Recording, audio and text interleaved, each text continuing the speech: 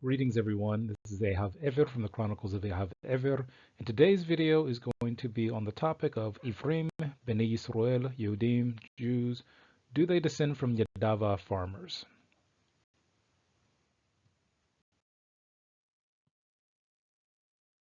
Now, I have to admit, I wrestled for a number of months with making this video because the claims that were made in this that I found by someone made on this area was very strange, and they essentially, just to get to the point, were the following: that the ancient, as he said, Hebrews were originally Yadava farmers. And I notice I put the farmers in red and in bold, and we'll get to the reason why I did that later.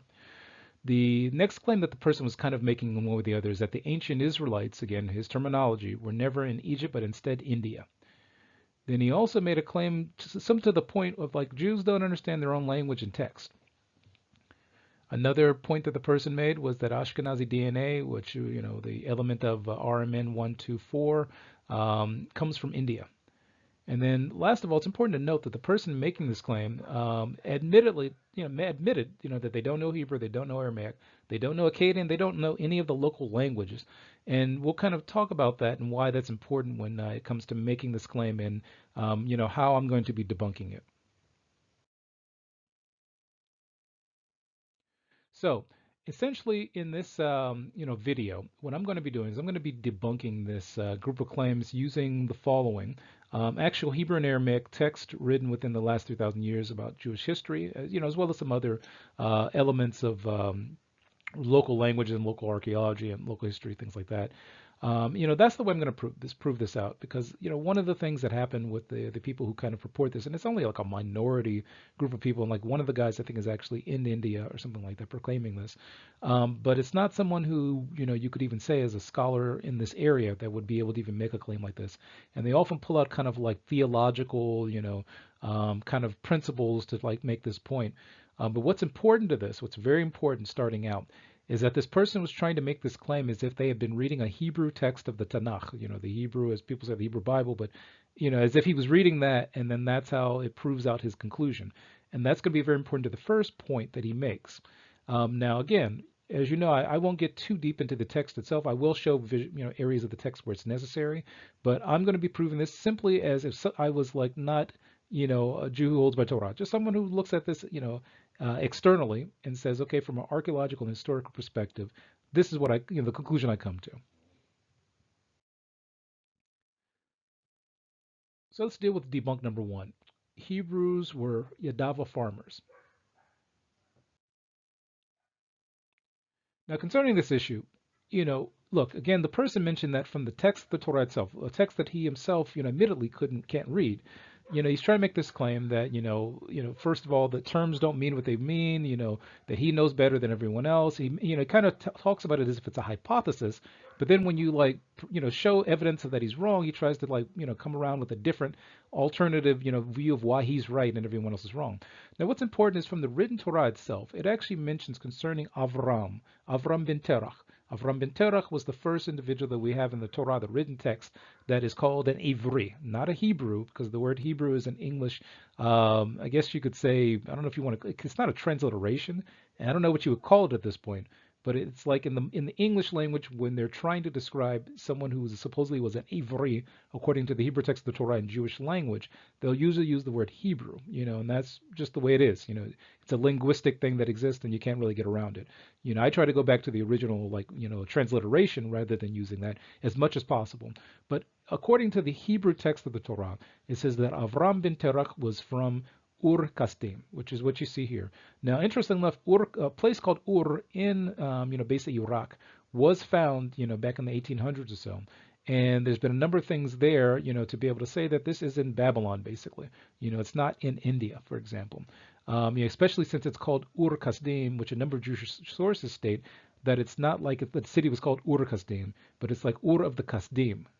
So essentially that the people themselves, in some cases, that at one point had control of this region, were called the Kasdim, at least in the Hebrew language, they were called the Kasdim. Now, again, you can look at the information here, and it talks about some of the details of this. But that's the first kind of knockout punch to this whole point, that the Hebrew text itself doesn't support this idea, for example, that we're talking about an area, called Yadava, because essentially there's nothing here to make that claim. And we're not talking about India, as we'll see further down the line. Now, the next point, of this issue of saying that they were Yadava farmers. Okay, so we would expect to find someplace in the Torah where the early Avot, meaning the early predecessors of the people known as Benei Yisrael, who were known as Ivrim, were, being called and were calling themselves farmers. Now we notice in the Torah when Avraham ben Terach, has this dispute with his nephew Lot. One of the first things the Torah mentions is that it mentions that they were shepherds. It uses the word ro'i, concerning ro'ai, concerning when Avraham is describing his people. It's ro'ai, and ro'echa, meaning that my shepherds and your shepherds, talking about the difference between him and Lot, that there's basically a rivalry or some kind of conflict that's going on between his shepherds and the shepherds of Lot. Now, again, this is Avram ben Terach in the text itself, identifying himself and his people as shepherds, not farmers. You would expect that if they were farmers, he would be arguing about, okay, well, I'm a farmer like you're a farmer, and let's just separate because our farming is getting in the way of something. So the text itself debunks this idea, from the start. But let's keep going further. Now, further down the line in the Torah, the grandchildren of Avraham ben Terach, the sons of Yaakov, and his great grandchildren, of course, of the great grandchildren of Avraham, basically describe themselves as being shepherds. So we see that when they go to a place called Mitzrayim, which everybody knows is Egypt, basically they describe themselves as Ra'et Son, which means that they're shepherds of like different animals that graze, for example. And they repeat this several times when they meet with the Paro, who was the leader of Mitzrayim. He asks them what kind of occupation they do. And says that they reply, Ro'e son, and they said just like, it says Gam Avoteno, it says like just like our ancestors. So essentially, they could have said, well, look, our ancestors were farmers, they were from Yadava, they were, we became shepherds only like recently. This is like Gam Avoteno. This is Gam Achenu, Gam Avotenu. So that's where, essentially the Paro tells them, okay, well, that kind of profession here is kind of problematic in this area. So essentially we have already another punch to this idea that someone's going to come along and try to like say, oh, well, they were like Yadava farmers. Just because I say so, in trying to use the text to like make this point. It'd be different if they used some external something, but they were trying to use the text to make this point. Now, the next thing you have to say, is very interesting. So when I confronted this person about this misinformation that they had, or this, incorrect information they had, that, basically you're claiming that they were Yadava farmers, but the text says that they were like shepherds. It was like his response was basically like, oh, so they were Yadava shepherds. So it's like, well, wait a minute. Just a second ago you were saying they're Yadava farmers. Now you're saying they're Yadava shepherds. Well, wait a minute. Your hypothesis is falling apart already. If already half of it has been knocked out just by the text itself that you claim you supposedly knew and read. How could you have missed that that was in there? Of course, if he doesn't know Hebrew, he wouldn't see that part of it, but it would seem as if he would know enough to be able to say, okay, well, wait a minute, even in English, it says that they were shepherds, so therefore they couldn't have possibly been farmers if they're saying all of our ancestors were like shepherds, and they're not making any point of distinction. At some point, somebody was a farmer.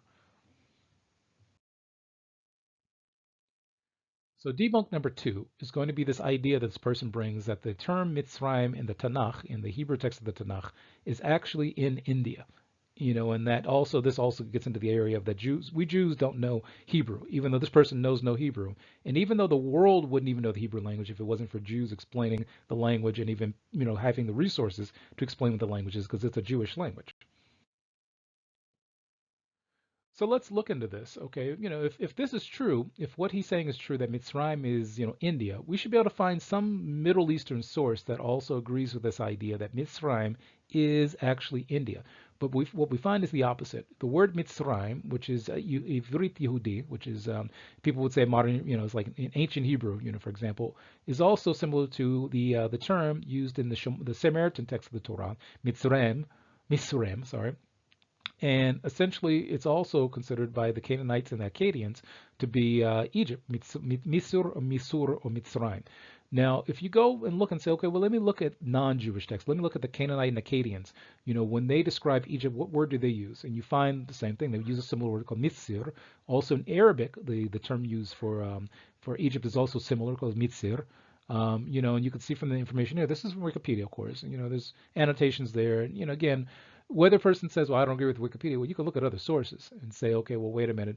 if I don't find anyone claiming that Mitzrayim or Mitzir or Musar is in India and not in Egypt, where it's like, well, where are you getting this idea from? Again, you could find locations that sound similar to something in all places, but whenever you look into the details of these texts, you have to like say, okay, well, let me look at this critically before I come out with something that doesn't make any sense.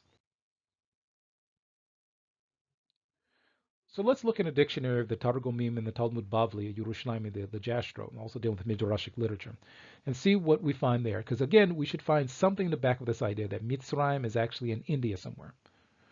So essentially, you get what you see here. That in any text that deals with the Hebrew language as well as Aramaic, it's saying that Mitzrayim or Mitzri is Egyptian and Mitzrayim is Egypt. Now again, let's go a little bit further. Let's look at different the Amarna letters, for example. The Amarna letters were like basic tablets that were found in Egypt, and they are tablets that were sent between Babylon to Egypt, and also between the Canaan in Egypt and back and forth. And they deal with a lot of different different issues. And if you look in these texts, you'll find that for example, one of the things that's mentioned is that Egypt, the Mitzrayim, were basically in charge of rulers of Canaan, meaning of Canaan. So essentially, we don't have anything saying that India was in charge of Canaan. We see that it's like said that Mitzrayim, and everybody recognizes that the term being used in these letters, Mitzri, is essentially talking about Egypt. Nothing here that seems to suggest we're talking about somewhere else, especially since these letters were found in Egypt and they were like basically written to kings that were in Egypt about situations happening in Canaan, as well as things that were going between Babylon and Egypt, and using the same word Mitzri.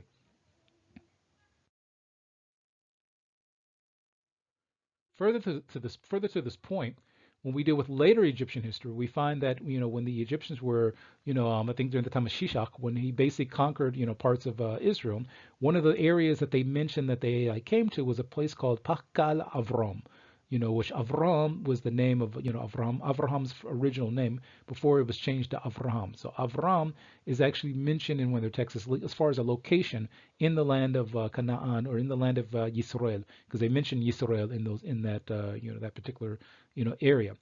So again, there's nothing to connect us here with India, for example. So let's go a little bit further in the Tanakh, and let's look at the book of Esther.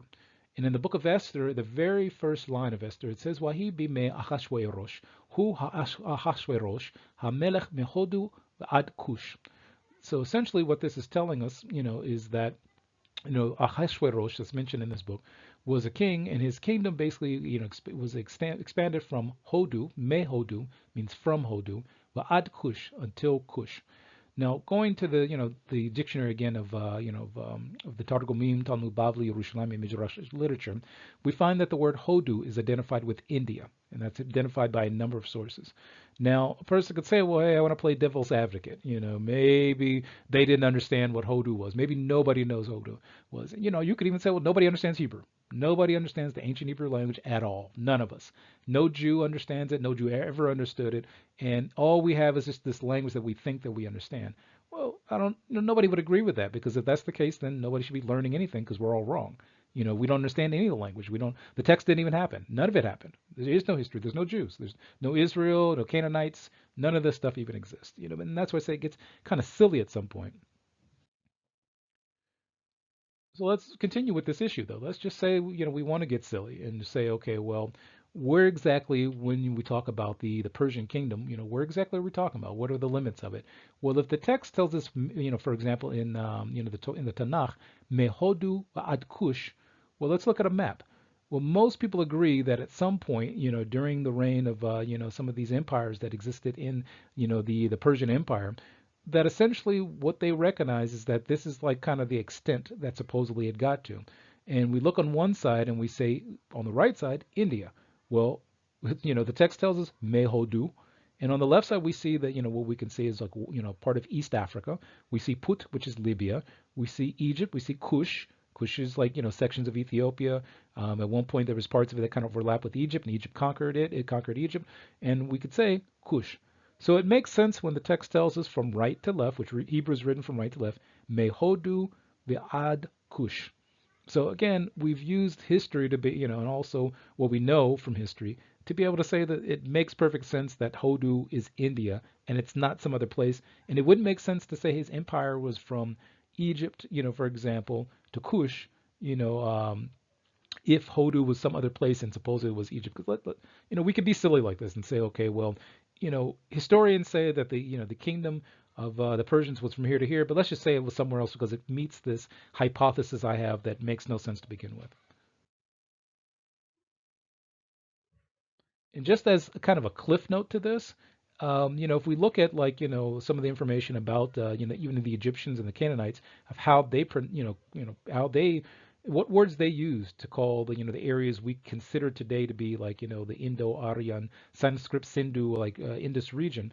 One of the words that that we see from Akkadian and Canaanite languages is hidus, which essentially is similar to Hodu in Hebrew, so it makes more sense that would be Hodu, and even the Egyptians used letters that give more credence to the idea that if we're talking about India in ancient times, that most people use something that sounded like Hindus, Hodus, Hodu, Hindu, something like that, but nothing like Mitzrayim. That's why I'm saying it's kind of a silly claim.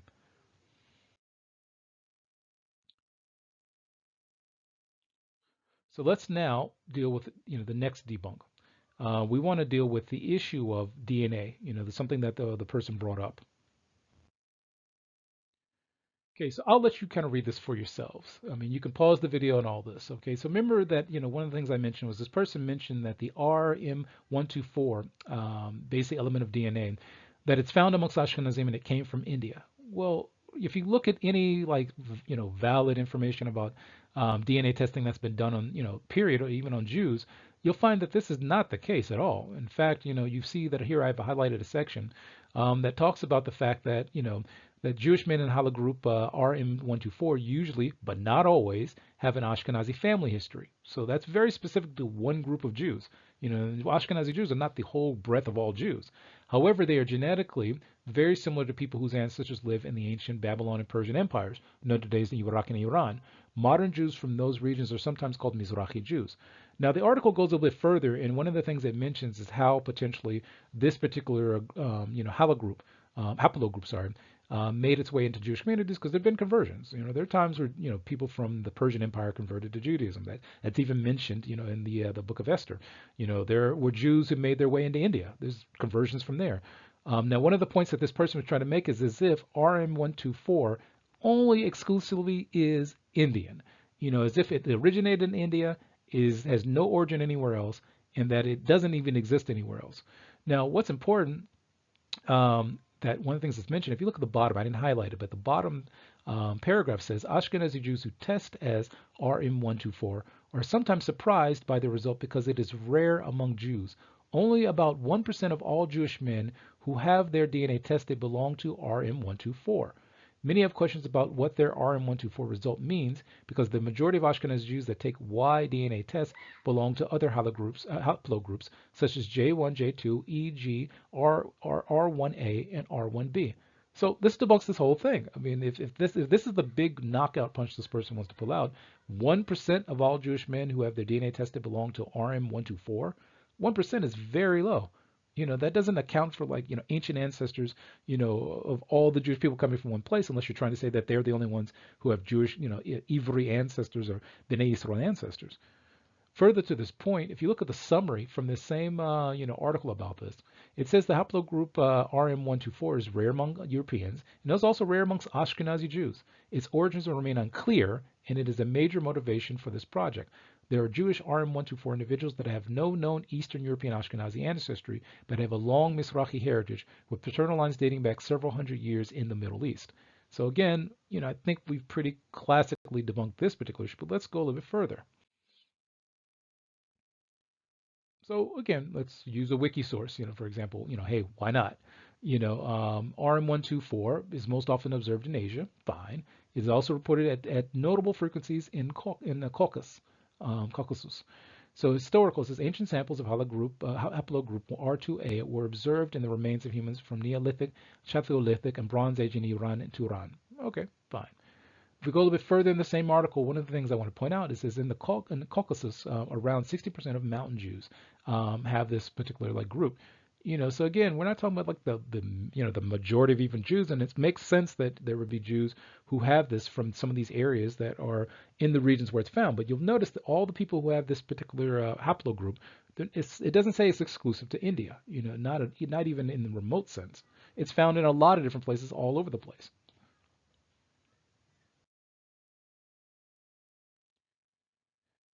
Now, in summary, this, to me was kind of a silly thing to do, and I kind of felt like I had to do it at some point just because the person was really pumping out this information to try to make this point. And the only real way to enter into it is to basically, I'll let the next slide speak for itself. I mean, you can't even take this claim seriously because I've had just based on the type of information that's presented as if it's like that whole thing from the Batman movie. You want to get nuts, let's get nuts. I mean, literally, this is like the one of the nuttiest things I've ever heard. Especially with the information used to try to back it up. It's like it makes no logical, historical, or scholarly sense at all. Because there's nothing scholarly behind it. I mean, it'd be different if it's something scholarly where you could debate and say, okay, well, this makes sense. I could debate this on something that makes sense. So what I suggest is let's get nuts. Let's get really nuts with this. Why not? I mean, let's say, I have a hypothesis. India is actually in Africa, and Egypt is actually in Asia.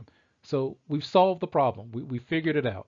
Mitzrayim is India because India is actually in Africa, in East Africa, right in the locations you see. And Egypt is actually in India, where we thought India was. We've all made a mistake. Sorry, everyone who's from Indian descent, you know, I'm sorry, you made a mistake. You're not living in India. You're actually living in Egypt. Everyone in Egypt, you're actually living in India.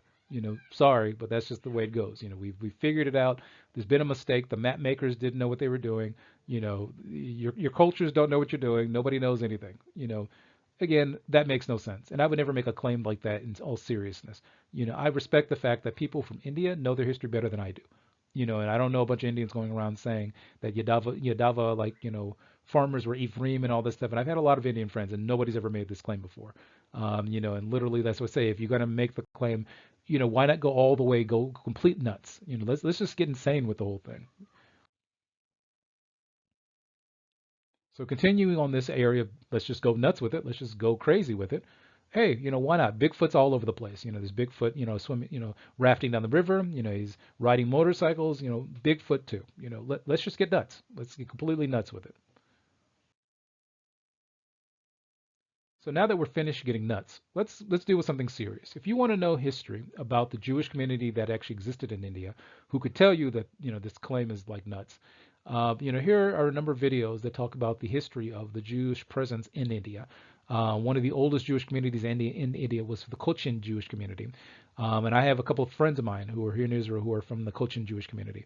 Um, and there's no such thing as Jews who don't know their history because there's always been a long history of Jews being very aware and very fluent in Jewish history because it's a normal cycle of Jewish life. I mean, like I said before, nobody in the modern era would know how to pronounce, read, or understand the Hebrew language if Jews hadn't been preserving it for thousands of years. And there are a vast number of Jewish communities that have preserved the Hebrew language, know the Hebrew language, study it, argue it, debate it for thousands of years. We have all this information, and again, none of the world would have known about it had Jews not preserved it. So this is a have ever. I've stopped being nuts. I appreciate anyone who's watching this video. And if you ever hear this claim, seriously, I mean, you don't have to believe me. Look it up for yourself. But this is like the weirdest thing I've ever heard. Actually, no, I take that back. It's not the weirdest thing. It's one of the weirdest things I've ever heard. But I hope everything's well with you. Take care. Bye.